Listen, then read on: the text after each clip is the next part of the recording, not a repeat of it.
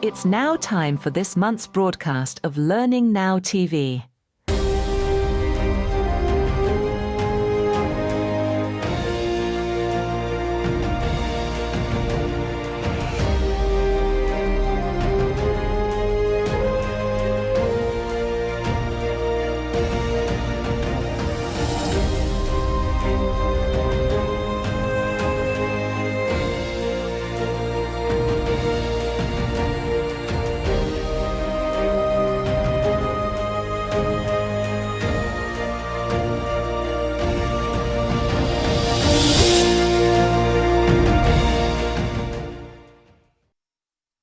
Welcome to the August program. Midsummer, nice and sunny everywhere. And what about our program today, Kate? Is that sunny and summery as well? Yeah, best month of the year. Not that my birthday's in August, but on the show today we have a wonderful lady called Sarah Clayton-Jones, who I was lucky enough to meet earlier in the year. She is the founder of Read to Lead, which is very close to my heart. So it's about books and leadership. And also women to an extent. She runs some amazing leadership programs for women. So it's around book-inspired peer learning that blends insight, conversation, and action to spark personal growth, cultural change, and deeper workplace connections. She's amazing. So enjoy that. I know you enjoyed speaking to her, Nigel. I did, yeah. And then back in the fold, back in the Learning Now TV family, Lisa Minogue is speaking to Andy Lancaster about his new book on organizational learning communities. And they discuss how learning communities can spark collaboration, break silos, and transform workplace learning in a cost-effective way. I love that. And you've also spoken to two of the 30 under 30. I love this next generation, especially now I'm getting old myself, who talk about how the cohort is building their confidence and expanding their networks to create lifelong learning. And of course, we've got the regular news roundup with Rob Clark, including a new report from none other than Josh Burson. And David The man Perring, himself. David Perring as well, the man himself. And Jam Coding, who won Gold Awards for Innovation in Learning and Learning Provider of the Year. So jam-packed show for August. Yeah, enjoy the show, everybody. Enjoy the show.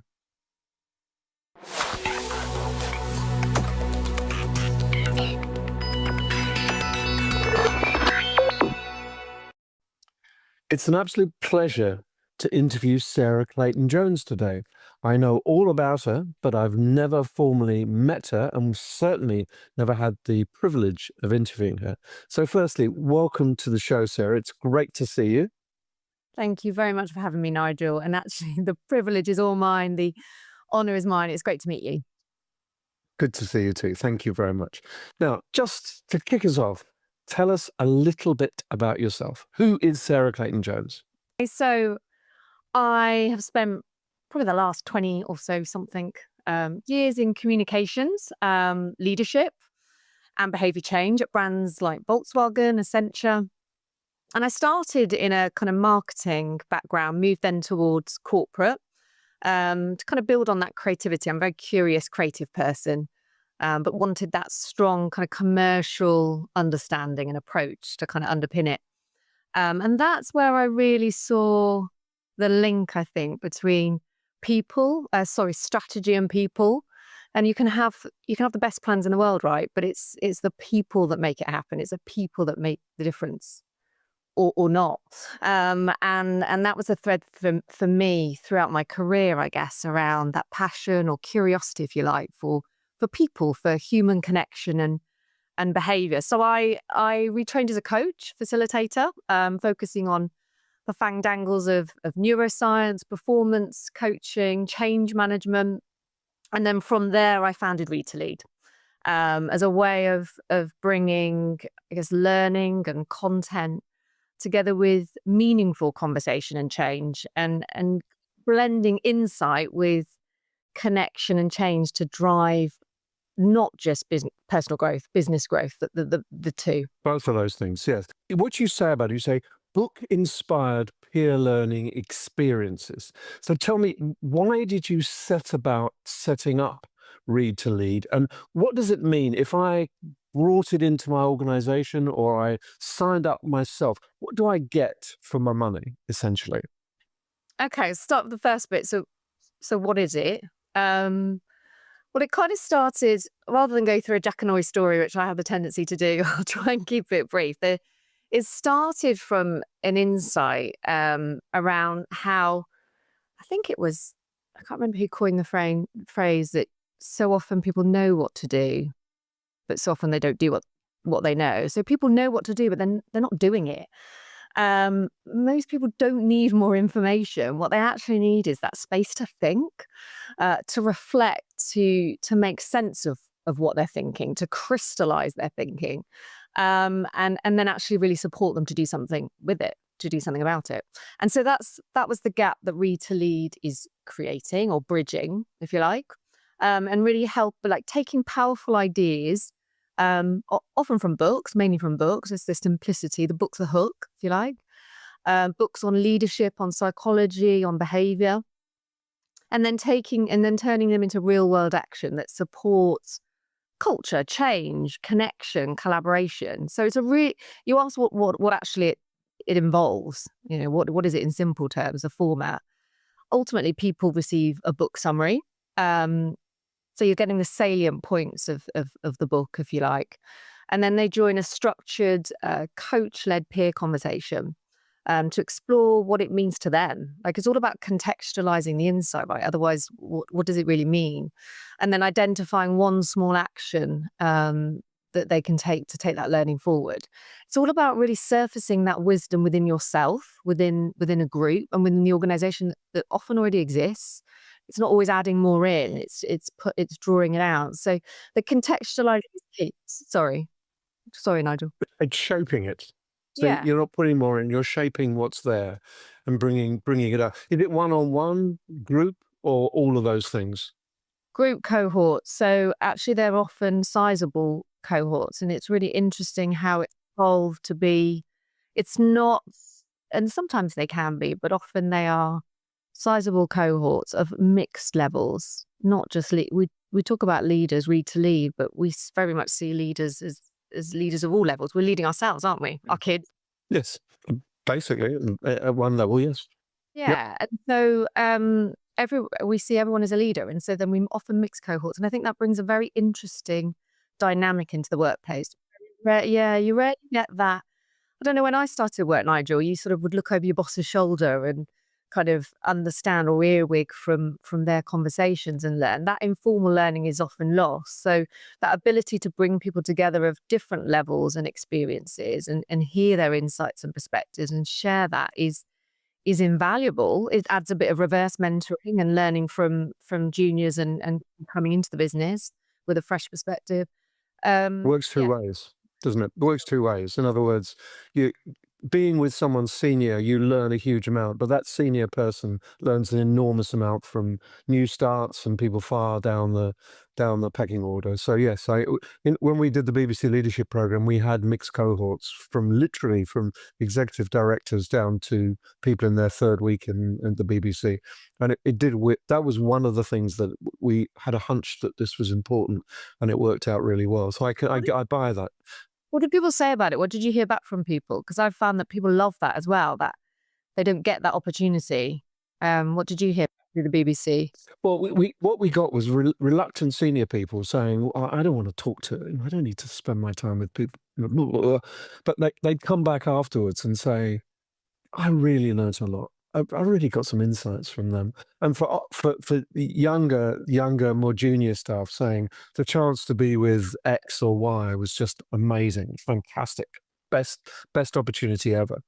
So yes, that worked really well, and we had very few reluctant joiners. And once it started and the word got round, we had people were very enthusiastic. Obviously, the numbers, there were far more people at more junior level, so you didn't get an equal number. But even just one senior person in a group of 8 or 9, middle to junior, made a real difference. And we got people to just not behave in an appropriate way. So we had an etiquette of how you should behave in the room. And that isn't walking in and coming in late and sitting down and showing how bored you were. It was just engaging, listening, not trying to dominate the conversation. And that helped a lot, I think, in all sorts of ways, in making it more like one organization and not like, 65 different organizations, each with their own little hierarchy and different rules and 100%. regulations. I find that it breaks down those silos, doesn't it? And it creates what Yeah. we're banding about a lot, this point of psychological safety, of listening, of having open, honest conversations. And you have to sort of put your money where your mouth is with that and actually create that space. Like you said, give some parameters around it, but encourage people to speak. The insight that you get, what I've found is the insight, it's not just about the insight on a business or capability level, it's the insight into the individual, how you understand each other better, that can form those relationships and those informal kind of network, isn't it? Where you can draw on each And other. get rid of your prejudices that, you assume that X is just a, or Y is a bit pompous, whatever, all of those kinds of cliches that we get. How long does it go on for? Have you got a set program? You say this is a 6-week or 3 months or lifetime program? How do you organize and structure it? So it starts with, so to answer your question, the duration is very much dependent on the business and the change that is looking to create. And so each program is curated to the challenge, to the culture, to the cohort. And they can vary from, I mean, we've run one-off sessions and experiences at, across a company through to a cohort lasting over 12 months. And it really does mix. So 3, 6, 12 ongoing programs really does depend, like I said, on the challenge. And sometimes they're standalone programs. It's a great way to give everyone a chance to come together and learn. Because it's bite-sized, it's continuous learning. You're drip feeding those insights over time and taking those actions over time. It's a nice way of keeping your hand in for everyone. Yeah. But then And also equally, the fact you've got a book means you've got an agenda. You're not sitting looking at each other and saying, what are we going to talk about? You've got something to talk about. So that gets all of that out of the way. And it therefore, then you does. can start to talk about real things, really important things. They kind of emerge from the conversations. They do, and it's surprising how, and I guess it's, it's the evolution of the Humble Book Club, and that, what surprises me about the book is it's slightly detached. It's one person's perspective. Often we'll take a couple of different books because we're using summaries. It's quite nice to give people 2 perspectives on the same topic so that you don't just come to your point around biases, and it gives you a nice challenge. I just find it surprising how a book still always, it's back to basics, simplicity, will breed opinion. Everyone's got an opinion, and because it's slightly detached, people seem to, it encourages people to open up, to share their thought on it. So it really does breed some really rich perspectives and discussions. Yes. And you can displace it being about me. You can say, well, in the book, I felt, well, so you can actually, you can hide behind that little bit of a mask of the book. So you can have quite deep and contentious conversations, but the book is there to kind of shield you in a way. And also, as I said, act as an agenda. It's a great idea. I think you've kind of lit on something that, as far as I know, no one else has done. And I pay tribute to your originality, and I just love that at one point you said, this is a place where books, people, and real conversations occur. And I love that idea of books and people and having a real conversation. It's that mixture that you end up with some real experiential learning. And it just comes in a very unforced way, I would imagine. It just comes out of the room. It's very human. And, we often say it's human, learning human skills in a human way, and that you're demonstrating them, you're actively listening, you're developing empathy, through the conversation and the process. You're showing an element of vulnerability, because often people will come into a session and go, oh, I think this, and this is my perspective. And then half an hour later, they're like, actually, I've heard everyone else's. And it's funny how interpretation of a same paragraph of text can be completely different. And then someone will go away with a totally different perspective. And I think that that's really, it's rich, but it's refreshing that you can have that, you can go, actually, this, or no, I think this. And yeah, it's not being so And it's binary. very unthreatening because you've got the Yes. book there. You got, Mm. everything is displaced through the book, and the book gives you something to talk about. There's always something you can pick out and get the conversation going. So this is fantastic. It's a great conversation. We've put a crawl on the screen, so anyone who's interested, pick up the link and get in touch with Sarah's organization. She'd be very, very glad to hear from you.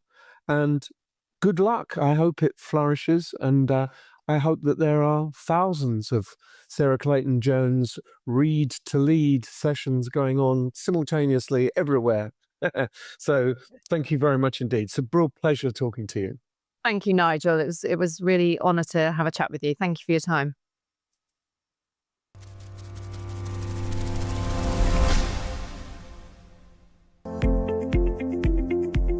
Happy helps organisations create happy workplaces based on a culture of trust and freedom where people make their own decisions without acknowledgement from managers.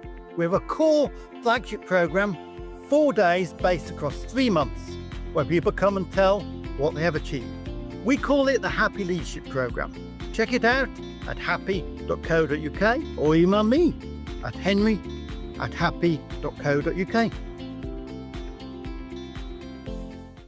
Welcome to our first session with Lisa Minogue-Wyatt, back again, this time talking to authors about their new books.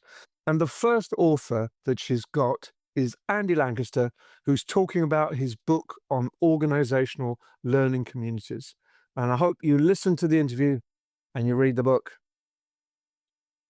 So, welcome back to our little corner of Learning Now TV, where we're interviewing some of the leading authors in the space, talking about different aspects of learning and development. And I am particularly delighted with this month's section because this is really close to my heart.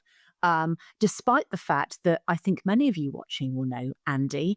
Andy Lancaster is, should we call you a stalwart of the L&D world? Oh my God. Andy, you Yeah, can I guess so. decide. Yeah. Yeah. I've been around a long time, so that might be a good phrase to call me. Yeah. Was that a euphemism, do you think, for being around a long time? Maybe. Maybe. I didn't Maybe. mean that. I actually meant the influence that Andy's had on the industry, and his work with the CIPD, I think, is well known. And certainly from a transformational perspective, lots of people look to Andy to help drive their own transformation agendas in their own organizations. But today, I'm absolutely delighted to be talking to Andy about his book. The book, like I said, I'm not going to give too much away because it is probably the thing that I am most passionate about. So I want Andy to talk about why he wrote the book and what we can learn from it. But Andy, welcome back. I know it's not your first time on Learning Now TV. We are delighted to have you here today. Absolutely brilliant to be here and love what you're doing. And it's a privilege, yeah, and a great opportunity to share some thoughts. Fantastic. Well, let's not leave the viewers in despair too much longer and give the treat of what the book is today. We are going to be diving into Andy's book on organizational learning communities. And I think more now than ever, it's a book that we really need to be diving into as our world gets more and more complex. And so, Andy, can you kind of kick us off really with giving us an insight into why you wanted to write this book and what motivated you? Community first grabbed my attention when I worked in rehab. And it was a brilliant time in my career, around about 5 years. And working with people with substance misuse issues, we actually used a thing called communities method. It's based on a theory by a guy called George DeLeon, which is about structured therapeutic communities, which provide the environment for people to see transformation in their lives, also personal growth. So it's all about shared experiences, about how you mutually support each other, about accountability, role modeling, all those kind of things. So I kind of seen during that time the absolute transformational power of community. And I kind of always known that, but then I brought that more and more into my thinking around learning. So the book was written for me as community as method for learning, and not just as an add-on to a program, but a dedicated approach. So for me, this is all around being intentional in community, not incidental. Well, and one of the things that strikes me, for all the reasons that you've just said, is that it is fundamental for us as humans in the way that we learn. it's absolutely huge. It kind of permeates every aspect of our lives, I say, from the most challenging and the most difficult through to kind of the most joyous, how we reach out to our network to find connections on things that we enjoy in our leisure time, all those sorts of things, through to, like, say, really serious, fundamental human condition things. So the big question is, with something that big, how do you research this? Because that was my big question reading your book, right? Where do you focus and what did you research to kind of get the book out? So I think for me, I'm a bit of a maven, really. I've been collecting stuff around this for some time, and there is some good research. Now, obviously, I was head of learning at CIPD for 10 years, so we'd got lots of research evidence that we'd gathered while I was in that role. But then before I actually started writing, I'm just doing the research around this. There is a lot of really brilliant stuff which shows that this is like you say, a very natural way of doing things. But what I also found was some really interesting examples where organizations had tried to do this and had failed. And a notable one was NASA. Really interesting. I mean, if anybody you would have thought would have been able to create a brilliant digital online community, you'd have thought NASA, launching the Hubble telescope and all these kind of things. But there was a great case study back in 2009 where they created a community, and then within a very short space of time, about 3 years, they actually closed it down, and they were only getting around about 14 log-ons on weekdays out of tens of thousands of people. So in a really strange way, it just caught my attention that there's lots of failures around this as well. So the research was really important, and collecting those resources over some time. And what I tend to like doing from my books is providing the heavy lifting on thinking and referencing. We're all very busy here, so if I can do that really helps. So the book has, whilst they're really short, dip in and out chapters, there's lots of evidence around that. So the research process was really looking for great examples where it works and some examples where it didn't. And from that, the unexpected 7 C's model just emerged. I hadn't planned on. Well, I love that, because it's kind of like you didn't do it the other way around in terms of, right, for this thing to fly, I've got to have a model. It actually came organically from the research that you did.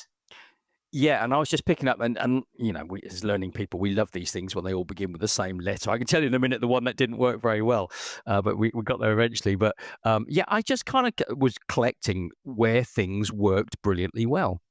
And gathering what was going on. So a great example was Bloomberg, the big financial technology company.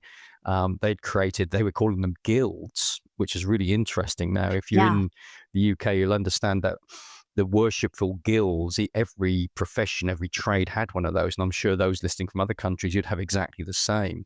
But Bloomberg had very much levered guilds or communities to drive their innovation and their knowledge sharing.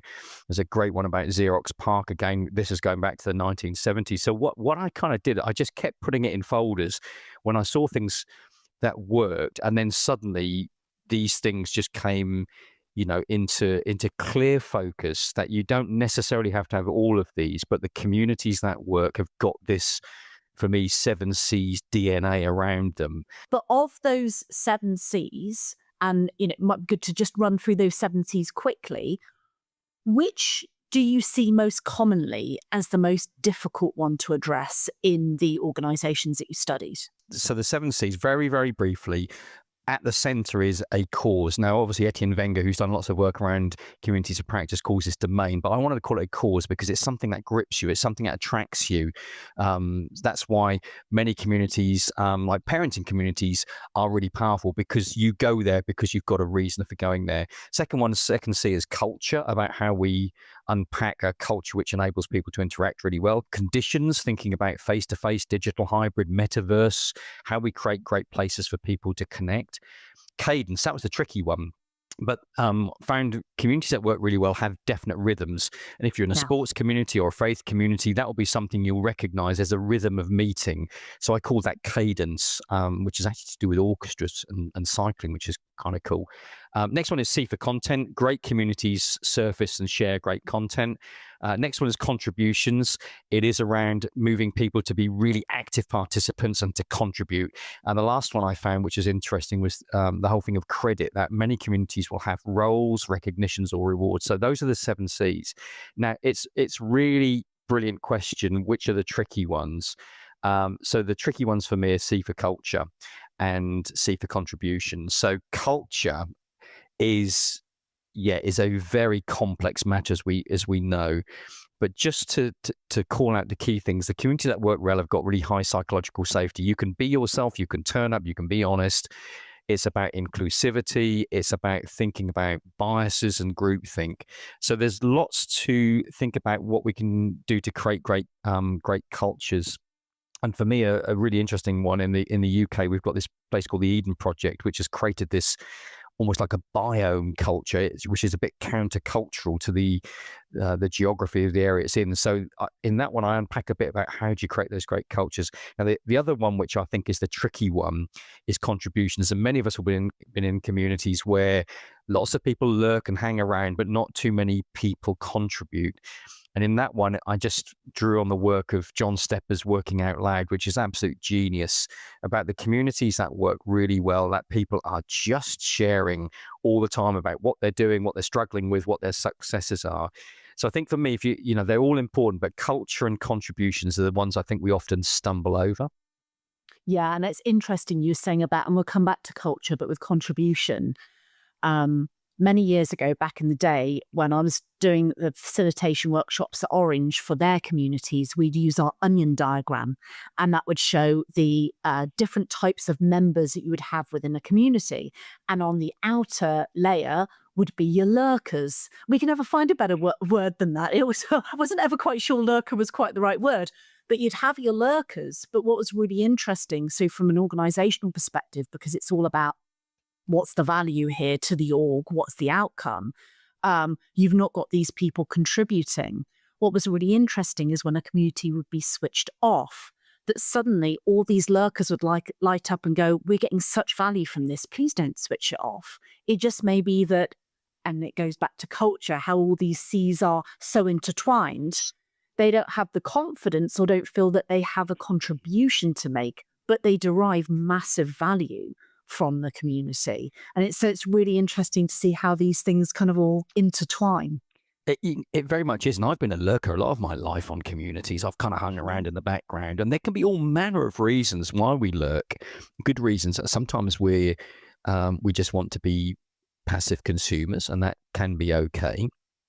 Sometimes we lack confidence. We're not sure whether what we're going to contribute is going to be valued or not. So there's a whole confidence thing. The condition C is a really interesting one. So happy to say it, but I have some hearing issues, some hearing loss. So in certain environments, which is why I tend to put headphones on for doing podcasts. So we can even have conditions where people may struggle with overload. We know around neurodiversity that sometimes it can be really challenging. So the lurker thing, I think sometimes, I guess, being candid and honest, I always kind of thought lurkers, oh my goodness, how do we get these people involved? But there are really good reasons, which is why the cultural and the design aspects are really important, that people feel welcome, valued, able to contribute. And certainly I found, the working out loud is a primary method of shifting that, and working with a number of organizations now, obviously doing some consultancy around this. A lot of organizations are beginning to build cultures where it doesn't matter who you are, you can turn up and contribute, which is just brilliant. Well, it's interesting, isn't it? Because I think as a profession, as a domain, we tend to rely a lot on our personal networks when we work in the learning and development field. So a lot of us know each other to varying degrees, and we reach out to each other for feedback. Sometimes we lurk, sometimes we contribute. So it's kind of a natural way of the way that we work, which kind of got me thinking. And one of the next questions I wanted to ask you is that L&D, and I know I'm painting a broad picture here though, they can be the ones that help bring the right guests to the party and resource them kind of to succeed. So what do you think L&D can do as a profession within an organization to help create these communities that are supported, but they're not over-engineered? Yeah, and that's a really important one, because I think the very best communities often are self-starting. And that's important. So I think in the book, I say, how do you start out if you've not used communities? The reality is they will be happening already. They happen at the water cooler. They happen at the coffee machine. They even happen in the loos. We chat as we're washing hands and making tea. And all. So the starting point is they exist already. And I think our role as learning professionals is to dial those up, not to walk in. It's like walking to someone else's party and taking the party over. You don't do that kind of stuff. But what you can do is you can resource it and support it. So I'd say the starting point is to have a look at that. I think then the starting point I'm looking at now with organizations is really looking where the friction points, where the causes are. And I think that comes back to our performance consulting skills, which many of us are now recognize are absolutely vital. What we're doing is we're shifting just from training, learning to performance, and it's around that performance support in the moment. So I think it's really important that we look at how we support performance. And I guess as well, it's not essential, but I found it quite useful to have a senior leader sponsor or a manager who gets alongside it. Now, that could be really helpful for resourcing, for profile of what's going on. It can give credibility. And I guess one thing just to throw in, it's really interesting. If you say this to a manager, can someone go on a quote course? Often, if there's the resources, that's okay. But someone using their mobile phone at work, and maybe they're in a WhatsApp group, it's like, what are you wasting time for? So there's this whole cultural thing that we need to help the organization to understand that human connection is a vital part of learning, and it's okay to do that. I love the fact that you said about the sponsors and the managers kind of walking alongside you, because the flip side of what's the quickest way to kill a community is that a senior leader says, our next strategy and the next thing we're going to do is communities. Then that's the end of it. Like you said, they're often self-starting and they're viral and they kind of emerge because there's a need. It's kind of like the unwritten rules of the organization. Yeah. And I found it was really interesting as well. I mean, I keep saying, it's fascinating. It is, yeah. It's absolutely so communities go through phases. So we sometimes have this kind of sense, we start a community and it will run forever. Now, when I actually spoke to learning professionals around communities, could do lots of kind of interviews and research, everybody was thinking communities of practice. That was what generally, when you said communities, people thought communities of practice. Now, obviously, if you've not come across that term, this is kind of an ongoing network of folks who share professional thinking and build relationships for support, those kind of things. But what I found, I just went in with a blank sheet of paper and just looked on the basis that the word community is 3 or more people connecting. There's all manner of things that we do already. So, for instance, development groups, we have within teams, action learning sets, coaching circles, buddying, working out loud circles, book clubs. So there was all manner of communities. So now it's kind of out there. When I go into organizations, one we're working with, we've started book clubs, which is just genius. Now, they only last to the phases. They only last for maybe 5 or 6 weeks. Now, a lot of people feel comfortable committing for that, whereas the old community of practicing, I could be doing this for the rest of my life. So, so I think in terms of management support, staff support, it's really important to recognize there are very different flavors of community. So, Andy, how do we demystify or kind of de-jargon communities? And in fact, you write about it very sensitively about talking about like 70-20-10, that it can almost be beaten over the head with your own terminology when it's taken so literally. But I think it's important to kind of demystify it. So how do we go about educating the business about the value of these things, of communities? Yeah, I think it's quite a natural thing. I said one way that I'd encourage folks watching is to go and see where they are, because that's the natural starting point. So what we're not doing is we're not fabricating something and trying to make it work. And just on that, where I've failed is attacking communities onto, say, management development programs and thinking everybody will want to hang around in the community, and they just don't. They don't.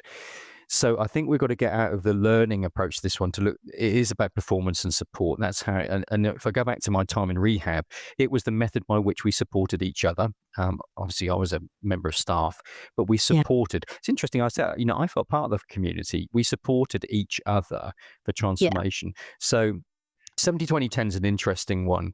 And we obviously need to use the numbers very carefully, but I've always struggled with the kind of social interactive stuff. So for me, that came alive with this. But often we talk about a lot of valuable learning happens through just that natural social interaction. So I think that let's talk about most people are in a community of some kind. So people understand being in community. They understand what it is to have good relationships and to have those supportive things. So I think we need to use the words of community, not the words of learning in this.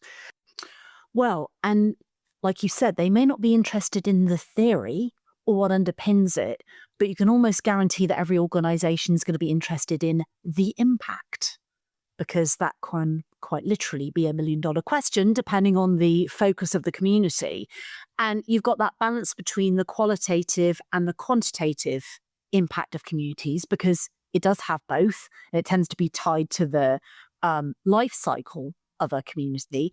But conveying this to the SLT, so to our senior leadership teams and our boards, knowing that these things kind of build over time, what's your top tip to the viewers and the listeners thinking about your book? How do they do this without actually quashing the essence of the community by, again, over control or over engineering? Let's just start off by saying, in what is a very tight global market right now with budgets and things, this is possibly the most cost-effective way of developing people. And I don't make any excuses for saying that. So actually, if you ran a book club for the price of a cup of coffee and maybe a bit of cake if you were being extravagant, you can run these things. So I think part of our messaging to senior leaders, firstly, is this is a natural and cost-effective way of developing people. And it knocks down silos. There's a whole connectivity around this, which is really important. I think then probably where I would go in terms of messaging is to say this is about trusting people to have those conversations and trusting people to share. Now, does it mean they'll get it right all the time? No. But the reality is, in most organizations, most things are not terribly high risk.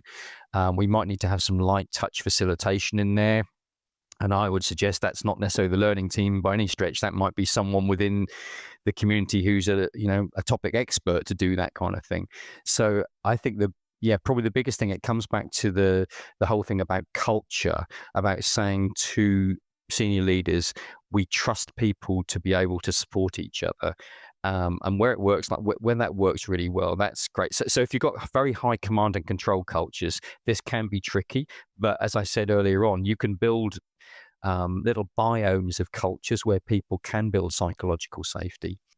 Fantastic. Well, Andy, thank you so much for spending time with us today. Absolutely fascinating. Please go and read the book. I don't think, there you go. Look, Andy's holding it up for us now. I think it couldn't be more timely with the pressures, changes around L&D, the need to be more agile and flexible. I mean, agile in the truest sense of the word. There's so much to take from that book. So, Andy, thank you for writing it, and thank you for talking to us today. And thanks for the opportunity to speak. It's been absolutely wonderful to have a chat with you. Absolutely. Thanks so much, Andy. Thank you.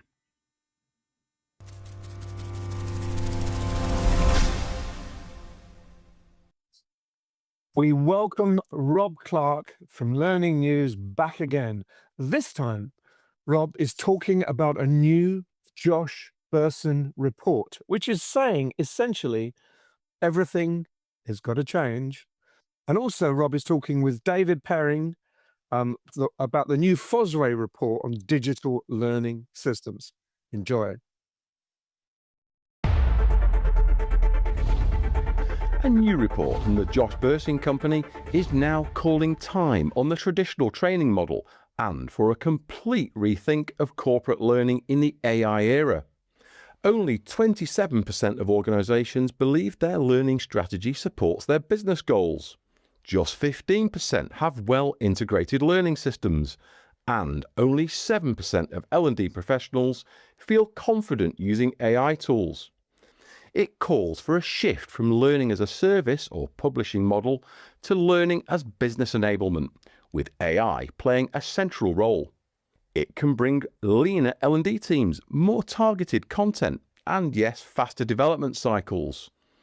And it repositions the role of the CLO as a strategic, technology-enabled partner to the business, not simply a manager of training infrastructure and resources. The report suggests that up to half of traditional content development spend could be reallocated or eliminated entirely through AI. freeing up L&D teams to work closer to the business and focus on performance and skills, not content volume. This isn't a new direction. Our thought leaders, including the Josh Bursing Company, have long championed these shifts in L&D. But this latest report sharpens the case, adds fresh data, and comes at a moment when AI is forcing L&D leaders to accelerate their response. Imagine if we could assess skills not through quizzes or assessments, but simply by going about our daily work. No surveys, no training needs analysis, no stepping out of the day's work to figure out what skills you need. Just an intelligent layer quietly observing how you lead a meeting, contribute to a discussion, or respond to a colleague, and giving you feedback on the skills you might need to improve and how to improve them. That's the promise of Helix, a new kind of skills intelligence platform launched this month in London by workplace tech company 5app. So we feel that businesses are relying too much on gut feel and not having enough right signals to assess whether or not their learning is actually working. So we feel that we have finally cracked it. We've removed the blind spots so businesses will be able to truly understand their expenditure on learning and development is actually delivering behavioural change in the workplace. So Helix is an AI skills intelligence platform, which essentially uses real world signals, such as those that in your Google Meets, Zooms, Microsoft Teams, to assess whether or not you're actually taking soft skills and applying them in the workplace. So it will be able to assess over time, certainly after a learning event, whether or not actually that investment in leadership training is paying dividends. From an admin perspective as well, you'll be able to assess holistically across your business where you need to push the throttle down and spend more on learning and development, or maybe where you're actually great in certain areas and you don't need to look at that for the time being. We believe that we're the first to market in AI skills intelligence, and we have developed an industry differentiation in that particular area. And because of our suite of products, that also existing products that supplement it, we feel we've got something special. The Learning Provider of the Year is presented for strong client value propositions, innovation and proof of business impact, and the judges are looking for clear differentiation, evidence of innovation, value for money, and client endorsement, as well as a strong answer in response to the question why this year. In 2024, Jam Coding won the Gold Award for Innovation in Learning, and this year won the Gold for Learning Provider of the Year. Well, thank you, Rob. We work in primary schools. We work predominantly with 4 to 11-year-old children. We solve the problem of how to teach computing and coding to those age ranges. What we have in the UK and actually worldwide is a scenario whereby we have teams of teachers who don't really understand coding, computing to a great degree themselves. It's not seen as a core subject very often. We believe it should be a core subject and should be taught alongside English, maths and sciences, because it's going to be so fundamental to young people in the future. And what we essentially do is bridge that knowledge gap for teachers and allow them to deliver impactful, engaging computing lessons in the classroom. Fosway's digital learning realities research, now in its 10th year, explores how L&D teams rise to the challenge of the fast-changing business environment. Each year it produces a series of infographics and reports on L&D priorities and strategy, budgets and investment trends, the learning experience, and AI in the tech landscape. It's interesting to see how sort of fads and trends have come and gone, especially how certain things have started to become maybe part of the furniture in a way that they were groundbreaking maybe 10 or 15 years ago. And also watching some of the convergence of solutions into common ground, things that started off differentiated, becoming maybe more normalized. And what I mean by that is things like mobile learning. If we go back in the day, responsive design was a really big trend, and actually it was a significant move. Now, looking sort of today, if somebody gave you some content that wasn't responsive and not fit for mobile, you'd be scratching your head and wondering why. But it was a huge leap back in the time, and we've sort of tracked that sort of evolution. But also maybe around things like LXPs over the last 8 years, how they became very distinct in wanting to improve the learning experience and their interaction, the style interaction. We've seen LMSs almost mimic them. We've seen LXPs mimic more the functionality of an LMS. So actually the boundaries start to blur. And I think that's one of the common things. But maybe the most interesting side of this is actually how we're still hunting for a great learning experience, how we don't necessarily track the impact and value of what we do as a learning team. And some of these things are almost not just points that we've never resolved. They're almost like gaping sores, right? And not be able to articulate value is a fundamental thing. But we see that changing as well. Maybe that's something that will evolve over the next 5 years as well. Coming up next month, we've an assessment on the L&D jobs market with some startling statistics. So do join us for that special programme next month. For now, thank you for watching. Back to Kate and Nigel.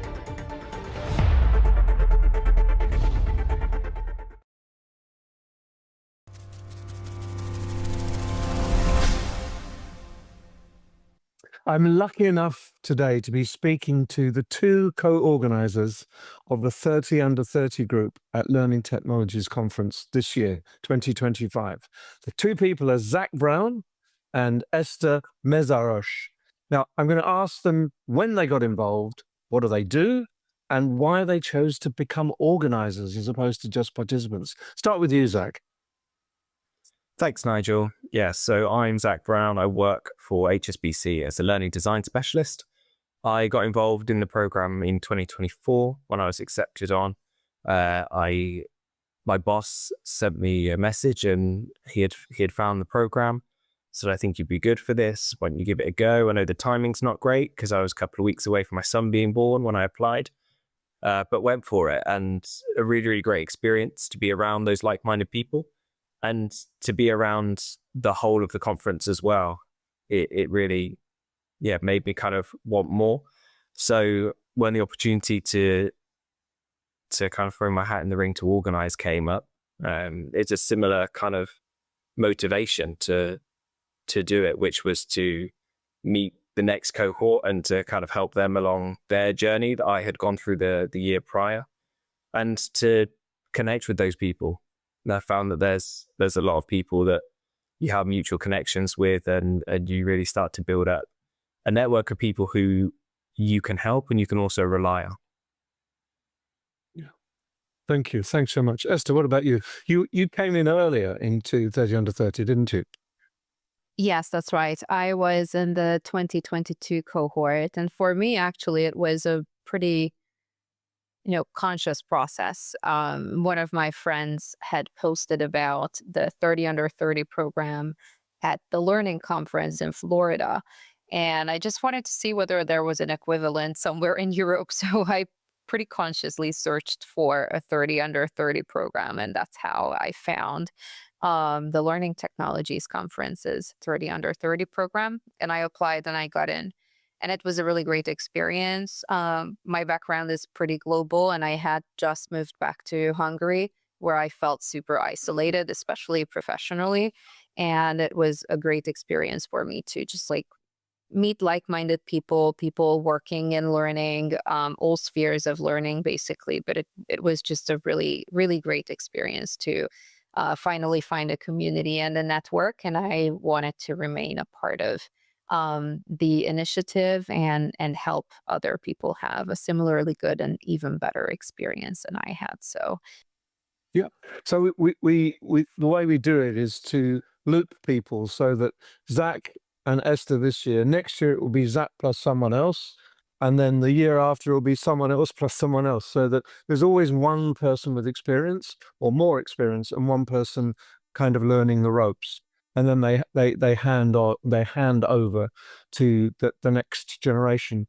What did you learn? Tell me, Zach. What did you learn from this? What was the most impressive part of the journey that you went on with two cohorts now, and Esther, it's 3 cohorts? That feels like a really loaded question, and almost 2 in a way, in terms of what did you learn and what stood out. Because I don't know if it's necessarily the same thing. I think the easy thing to go to is that what stood out is always the people. That you can always find someone who works in your very specific niche or knows about exactly what you're looking to improve upon or to explore a bit further, or works in your industry. So I think that's been the most impressive part, is there is someone for everyone, or someone for every instance that you would kind of want to talk to or engage in those kinds of conversations. What did I learn?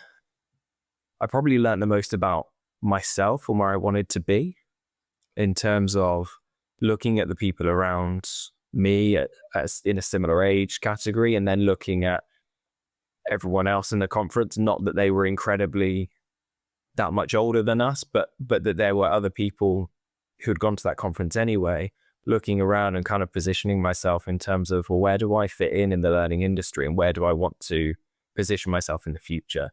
So I think it wasn't necessarily a golden nugget that I learned, whilst they did come along the way from the conference naturally. I think I learned a lot about myself and where I want to be. Yeah. What about you, Esther? I think it's similar to Zach's reflections. The people definitely stood out. And in terms of learnings, I just think that I have a broader perspective of what's currently happening in the industry, and that's been incredibly helpful for me, just to see what's even possible, or like what kinds of roles exist in learning. When you like start in a new industry, and my background wasn't anything corporate learning, it was learning related, but I did something totally different beforehand. You sometimes just don't even know what the options are for you, right? So that was one of the things. And then the other thing was really that even though hierarchies exist in the world of learning, at the conference, especially being a 30 under 30, it was super easy to make connections with people who are way more senior in their roles than us.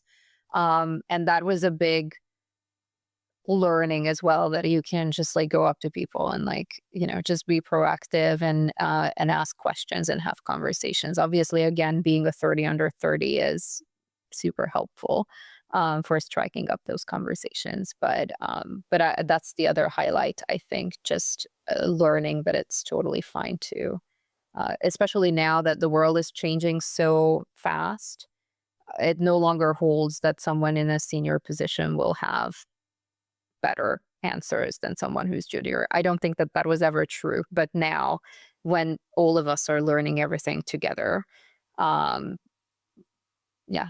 So I just felt that it was an incredibly empowering experience to build those connections.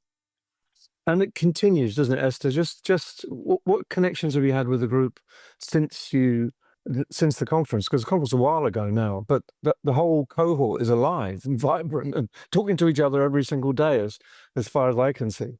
What connections are you continuing with? So for me, it's been a couple of things. I have mentored some people from various cohorts, and that's been super rewarding, and very fun for sure. But I have also kept in touch with you, Nigel, and it's been wonderful. And some other people that I consider mentors. So that's been a gift. I think for me, it's both ways, like both mentoring others and being mentored by people from the conference, and both have been incredibly meaningful, and both are still very much alive, and it's been a number of years now. Yes, it is. So that's 4 years you've been in contact and in connection with various people from 30 under 30 and from the conference. That's actually quite a long time, but it's still alive, isn't it? It's not, you don't fade away. It continues to have momentum even after 4 years. Is that right?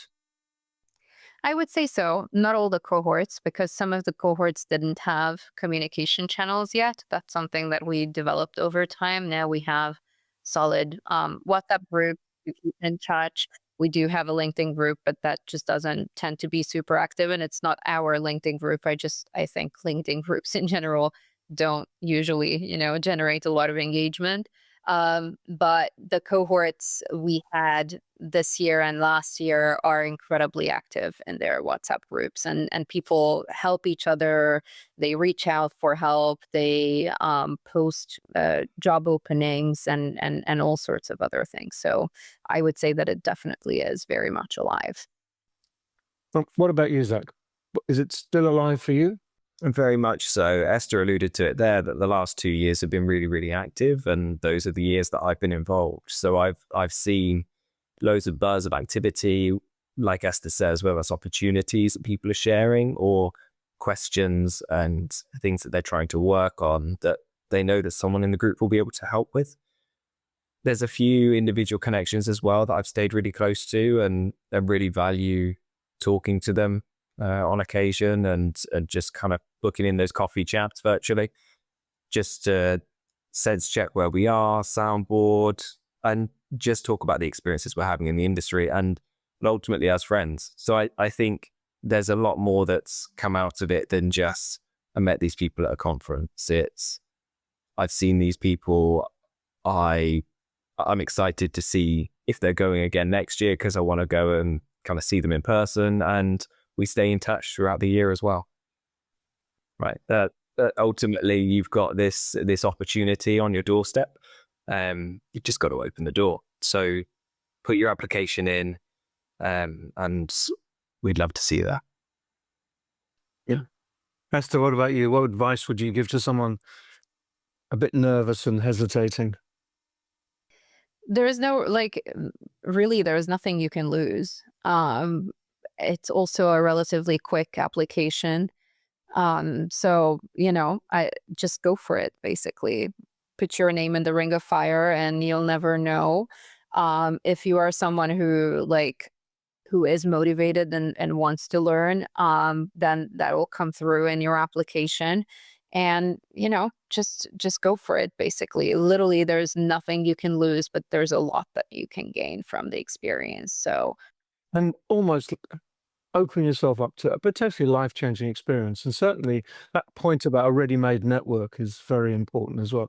You get a group, it's not just for 2 days, it's potentially for life, but it certainly goes way beyond 2 days. And the amount of advice and guidance and questions and answers flooding around the WhatsApp groups is quite remarkable. Months afterwards, it's still a very, very active group who kind of look after each other.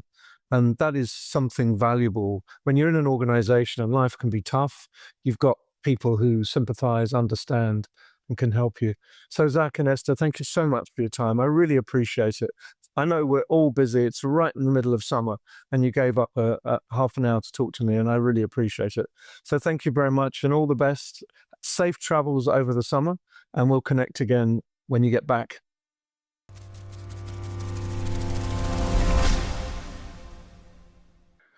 Well, that's it. Blink of an eye, and another show is over for as I say, the best month of the year. Nigel, what stood out to you this month?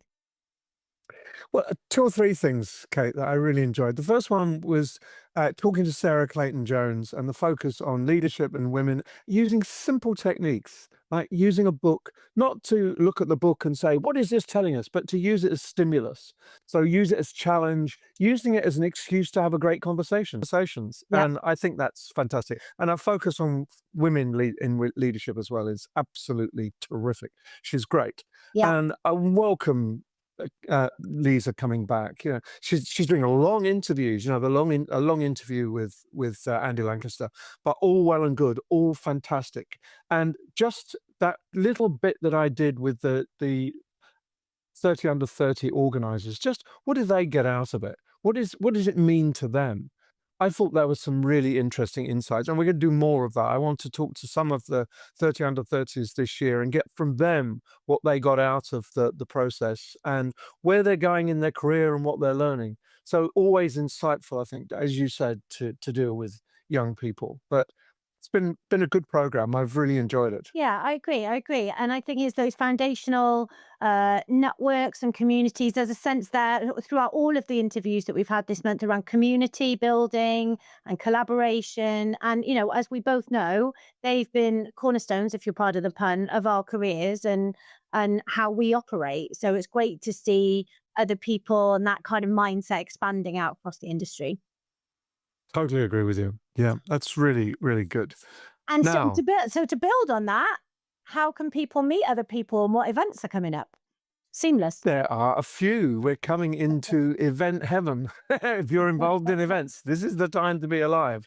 So Learning Live is on the 17th and 18th of September in London, and there's a crawl on the screen. Learning 2025 is in Orlando, Florida on the 1st to the 3rd of October, and they run a parallel Learning Leaders Conference, 1st to 3rd of October in the same place. So the two are together. You pick and choose which one you want to go to. And then World of Learning. World of Learning is back in Birmingham on the 7th and 8th of October this year. And finally, one that's close to your heart, Kate, Unleash World in Paris on the 21st and the 22nd of October. Absolutely. And I will be at HR Tech in September as well. So I'll see what's happening there. I'll bring back if there's any kind of gems of information. That will be very valuable. Or any trends. Yeah, exactly. And we'll be back on the 25th of September. So we'll see you then. We will see you then. Bye.